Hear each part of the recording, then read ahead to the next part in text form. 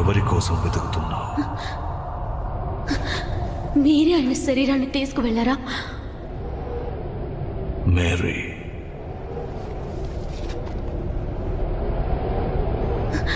Jesus, నేను తిరిగి లేచానని అందరికీ చెప్పు.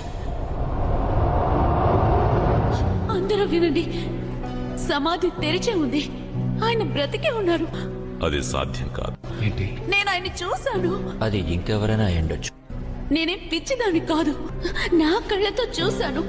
పీటర్, నువ్వే నీ కళ్ళతో చూడు.